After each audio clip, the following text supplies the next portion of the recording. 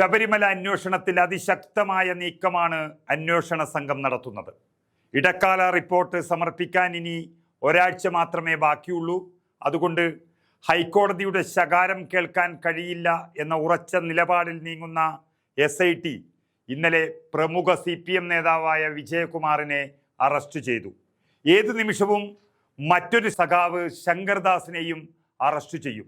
അതും കഴിഞ്ഞ് അടുത്തത് നിയമവിദഗ്ധരും റിട്ടയർഡ് പോലീസ് ഉദ്യോഗസ്ഥരുമൊക്കെ അവരുടെ അനുഭവ സമ്പത്ത് വെച്ച് പറയുന്നത് പ്രകാരം ദേവസ്വം മന്ത്രിയുടെ അറസ്റ്റാണ് ഇനി വരാൻ പോകുന്ന ഏറ്റവും വലിയ സംഭവം എന്നുള്ളതാണ്.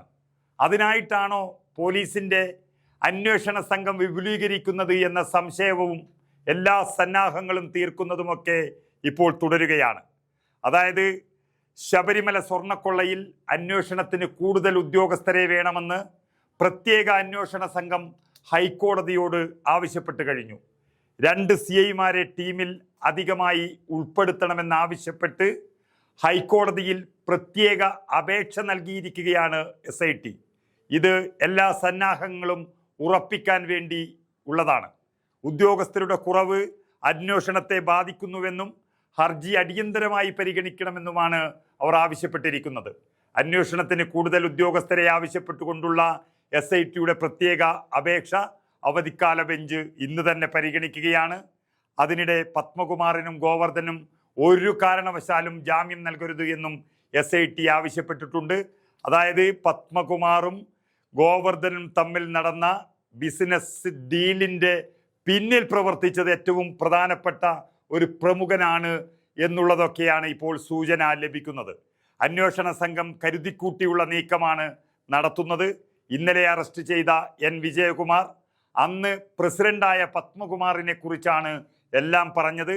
പത്മകുമാർ പറഞ്ഞെടുത്ത് ഒപ്പിടുകയാണ് താൻ ചെയ്തത് എന്നുള്ളതാണ് വിജയകുമാർ പറഞ്ഞത്. എന്നാൽ വിജയകുമാർ, ശങ്കർദാസ് എന്നീ ദേവസ്വം ബോർഡ് അംഗങ്ങളെ പത്മകുമാർ വേണ്ട പോലെ കൈകാര്യം ചെയ്തുവെന്നും ഈ പത്മകുമാർ നടത്തിയ കച്ചവടം മുകളിലുള്ള ഒരാൾ അറിഞ്ഞുകൊണ്ടാണെന്നുമുള്ള സൂചനയും ലഭിച്ചിരിക്കുകയാണ്. അതായത് ദേവസ്വം പ്രസിഡന്റിന് മുകളിലുള്ള ആൾ എന്ന് പറയുന്നത് ദേവസ്വം മന്ത്രിയാണ്. അന്ന് ദേവസ്വം മന്ത്രി കടകംപള്ളി സുരേന്ദ്രനായിരുന്നു.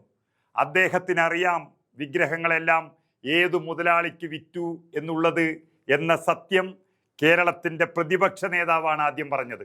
അത് അത്രയ്ക്കും ഉത്തരവാദിത്വത്തോടു കൂടിയാണ് കേരളത്തിൻ്റെ പ്രതിപക്ഷ നേതാവ് പറഞ്ഞത് എന്നിരിക്കെ ഇപ്പോൾ അതിലേക്ക് കാര്യങ്ങൾ എത്തുകയാണ്.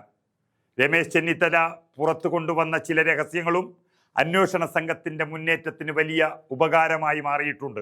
ഒരു പക്ഷേ ഏതു നിമിഷവും ശങ്കർദാസിൻ്റെ അറസ്റ്റ് ഉണ്ടാകും എന്നുറപ്പാണ്. അല്ലെങ്കിൽ 5-ാം തീയതി റിപ്പോർട്ട് സമർപ്പിക്കുമ്പോൾ SIT ചീത്ത കേൾക്കേണ്ടി വരും.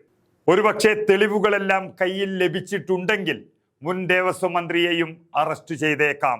അല്ലെങ്കിൽ തെളിവും കയ്യിൽ വെച്ച് അറസ്റ്റ് ചെയ്യാതെ ഇങ്ങനെ സമയം കളഞ്ഞാൽ ഹൈക്കോടതി വീണ്ടും പൊട്ടിത്തെറിക്കും എന്നുറപ്പാണ്. അതുകൊണ്ട് ഇനിയുള്ള ദിവസങ്ങളിൽ കേരളം കുലുങ്ങുന്ന ചില അറസ്റ്റുകൾ നടന്നേക്കാം. അതൊക്കെ കണ്ടുകൊണ്ടാണ് SIT വിപുലീകരിക്കാൻ ഹൈക്കോടതിയോട് ആവശ്യപ്പെട്ടിരിക്കുന്നത്.